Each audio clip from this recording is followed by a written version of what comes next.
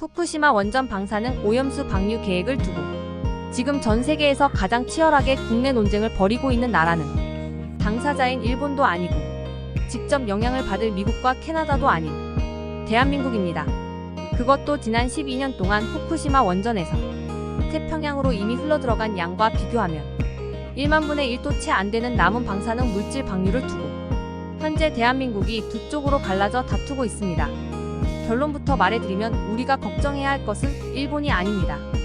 우리가 걱정해야 하는 것은 실제로 일본보다 더 나쁜 피해를 주는 중국이고, 그리고 이번 일로 타격을 입을 우리나라의 어민입니다. 지금부터는 모든 이야기를 하나하나 풀어보겠습니다. 1990년대 러시아 해군이 동해에 방사능 폐기물질을 무단 방류해왔다는 것을 실토하자 인접국인 일본 정부가 가장 심하게 항의를 했습니다. 일본 바다 환경에 아무런 영향을 주지 않는다는 자국 조사 결과가 나왔는데도 자신들이 과거에 했던 말을 지켜보자는 것이 목적인지는 몰라도 세슘 기준 최대 일경 6,000조 베크럴에 달하는 어마어마한 방사능 오염수를 그동안 방류해놓고 이제 와서 일본 정부는 이 양의 1만 분의 1도 안 되는 남은 방사능 물질을 굳이 정화장치로 처리해서 30년이나 질질 끌면서 서서히 방류하겠다고 합니다. 결과적으로 후쿠시마 원전 1호기를 인재로 폭발시켰던 거시적 문제를 가리기 위해 미시적 처리수 방류를 침소봉대하고 있는 듯합니다.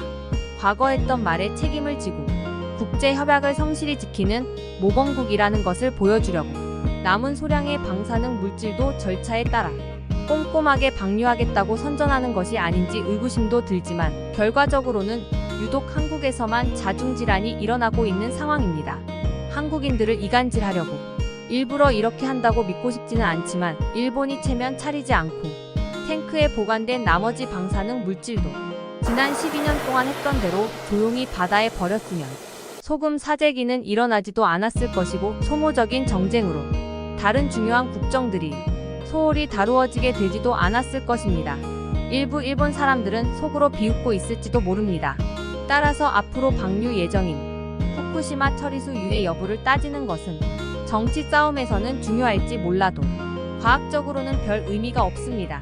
대신 앞으로 방류할 양보다 1만 배 이상 더 많았던 2011년에 3개월에 걸쳐 바다로 이미 흘러들어갔던 오염수로 바다 환경과 우리 아침 식단에 오르는 수산물에 어떤 영향을 미치고 있는지 살펴보는 것이 국민들 불안을 해소하고 혹시라도 있을지 모르는 장기적인 생태계 변화를 감시하는 데 도움이 될 것입니다. 먼저 바다 생물에 아무런 영향을 미치지 않을 정도로 방사능 오염물질 농도가 낮아지는 과정은 크게 방사선 붕괴와 희석으로 나눌 수 있습니다. 여기서 반감기를 결정하는 방사선 붕괴는 육상에서도 일어나지만 바닷물 속에서 희석 과정은 육상과 전혀 다르게 진행되는데 많은 사람들이 잘 몰라 여러 가지 오해도 낳고 불안감을 느끼기도 합니다. 물컵에 같은 잉크를 한 방울 떨어뜨리면 잉크 분자 퍼져나가면서 시간이 지나면 물 전체에 골고루 섞이게 되는 과정을 확산이라고 합니다. 퍼져나간 잉크가 다시 원래대로 모이는 것은 물리적으로 불가능한데 이를 연력학 제2법칙이라고 합니다. 확산되면서 물 단위 부피당 잉크 농도는 줄어드는데 이를 희석이라고 합니다. 육상에서는 방사능 오염물질이 한 장소에 오래 머물 수도 있지만 바다에서는 높은 농도 오염물질이 순간적으로 관측될 수 있을지는 몰라도 끊임없이 희석이 됩니다. 외부와 물 흐름이 어느 정도 단절된 호수나 만이라면 확산이 제한되어 희석 속도가 느려질 수도 있지만 후쿠시마 앞바다는 태평양 외해와 바로 통하며 확산 외에도 해류 때문에 더 빨리 희석이 됩니다. 후쿠시마에서 방류한 방사능 물질은 기하급수적으로 처음에는 빨리 시간이 갈수록 천천히 농도가 줄어드는데 대략 10km 정도 나가면 1만 분의 1만큼 희석이 됩니다. 또한 100km 정도만 나가면 1천만 분의 1로 희석이 됩니다.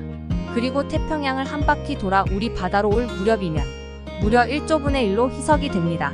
따라서 방류 예정인 후쿠시마 오염수 130만 톤이 지구 바다에서서 차지하는 비율도 1조 분의 1이라는 극소량이라는 것입니다.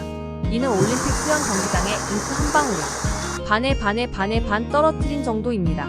바다에서 이렇게 흩어져 희석된 오염물질은 연력학 제2법칙에 따라 다시 모이는 일은 물리적으로 불가능하지만 생물학적으로는 일어날 수도 있습니다.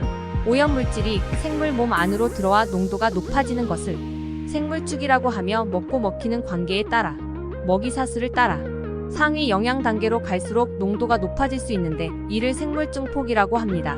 먹이사슬 단계 하나씩 올라갈 때마다 최대 10배까지 농도가 높아질 수 있으니 영양 단계 4단계 정도인 물고기에서는 이론적으로는 바닷물보다 약 1만 배까지 농도가 높아질 수도 있습니다. 그러나 바다에서는 100km만 나가도 오염물질 농도가 1000만 배 정도 줄어들기 때문에 이런 생물증폭은 해양 생물에 별 영향을 미치지 못한다는 게 사실입니다.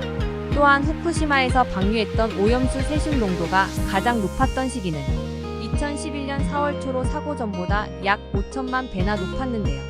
사고 직후인 6월 미국 MIT 대학이 주도했던 국제 공동 승선 조사 결과에 따르면 후쿠시마 주변 해역 방사능 농도는 일본 측정 장비로 감지하기에는 농도가 너무 낮았으나 사고 전보다 10배에서 1000배 가까이 올라갔음을 정밀도가 더 높은 미국 장비로 측정할 수 있었습니다. 소형 물고기에서는 일본 수산물 섭취 기준보다 150배나 낮은 세슘 농도가 측정되어 물고기에 포함된 자연 방사능의 10%에서 30% 정도에 지나지 않았습니다. 따라서 사고가 난 지 3개월이 지나자 후쿠시마에서 30km 이상 떨어진 외에서는 세슘 농도가 일본 기준치나 자연 방사능 농도보다 모든 조사 정점에서 낮게 나타났습니다. 물고기 몸에 이미 있는 폴로늄 자연 방사선보다 후쿠시마 원전 기원 인공 방사선은 1000배가량 낮았습니다. 또 후쿠시마 앞바다 세슘 농도는 수심이 깊어짐에 따라 감소하여 200m 아래로는 내려가지 못한 것을 관측했습니다. 따라서 후쿠시마 방류수가 해양 생물이나 사람에게 어떤 영향을 조금이라도 미치기에는 바닷물 방사능 농도가 너무 낮다는 결론을 내렸습니다. 사고 직후 방사능 농도가 가장 높았던 2011년에도 이랬는데 12년이 지난 지금은 더욱 안심해도 됩니다. 그리고 생각해보면 예전에 실험할 때 바다에 핵폭탄도 쐈었습니다. 지금도 우리나라에서 해군 훈련할 때 수많은 포탄을 바다에 쏘고 일반인들이 사용하는 수많은 쓰레기를 바다에 버리지만 그럼에도 우리는 지금껏 아무 문제 없이 잘 생활해 왔다는 사실을 기억해 주세요. 즉 요약하자면 사고 전보다 당연히 수치가 높아진 것은 사실이나 이것이 우리 식탁으로 올라오는 과정에서는 무수히 많은 희석이 이루어져 먹어도 된다는 것입니다. 우리가 즐겨 먹던 간장게장, 꽃게탕, 새우구이, 조개구이 같은 것들을 안심하고 드셔도 된다는 것입니다. 오히려 기회입니다. 남들이 피하고 안 먹고 할 때 조금 더 싼 가격에 편안히 가셔서 드시면 됩니다. 또한 삼중수소 이야기를 하시는 분들도 많은데요. 우리의 진짜 적은 중국입니다. 중국은 후쿠시마에서 방류 예정인 양보다 50배 많은 삼중수소를 매년 방류해왔습니다. 그 방류수는 서해와 남해로 바로 유입됩니다. 반면 후쿠시마 방류수는 북태평양을 한 바퀴 돌아서 3년에서 5년 뒤에 유입됩니다. 일부 정치인들이 우리 남해 바다가 직격탄을 받는다고 하는데 직격탄은 후쿠시마 방류수가 아니라 중국 원전 방류수임은 유치원생이 지도만 봐도 알 수 있습니다. 중국 원전에서 남해까지 거리는 수백 킬로미터이고 평균 수심은 40m 정도밖에 안 되나 후쿠시마 원전에서 남해까지 해류가 오는 거리는 1만 킬로미터가 넘고 수심은 수천 미터입니다. 즉 삼중수소가 우리 바다에 미치는 영향은 중국 원전이 후쿠시마 원전보다 10만 배 이상 더 큽니다. 저는 정치적 이야기를 하고 싶은 것은 아닙니다. 팩트는 일본보다 중국이 우리에게 훨씬 더 해악에 가까운 영향을 미치고 있다는 것입니다. 이것이 팩트입니다. 하지만 정치인들끼리 수많은 분쟁을 하고 있고 이러한 피해는 결국 모두 다 어민에게 돌아갑니다. 정치인들은 아무 책임도 지지 않습니다. 그저 한 표를 더 얻기 위한 한 번뿐인 말과 행동입니다. 그렇지만 어민들은 실제로 자신들의 업을 잃고 살아가던 생계가 사라집니다. 몇 년만 지나도 이번 일은 광우병 사태처럼 기억될 것입니다. 지금 우리들 모두 미국산 소고기 잘 먹고 있습니다. 방사능과 바다 모두 사람들이 잘 모르기 때문에 막연한 불안감을 느끼는 것은 당연하나 교육과 학습을 통해 서서히 해소될 것입니다. 오늘의 영상 요약해드리겠습니다. 첫째, 우리의 해산물 먹어도 됩니다. 둘째, 일본보다 큰 문제는 중국입니다.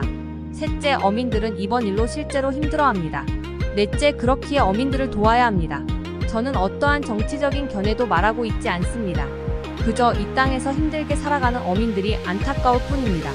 오늘 영상이 도움이 되셨다면 가족이나 친구들에게 공유해주세요. 주변인들의 건강을 먼저 챙겨주세요. 더 좋은 영상을 제공하겠습니다. 구독과 좋아요 잊지 마세요. 알림 설정도 잊지 마시고 저는 계속해서 좋은 건강 비밀들을 제공하도록 하겠습니다. 감사합니다.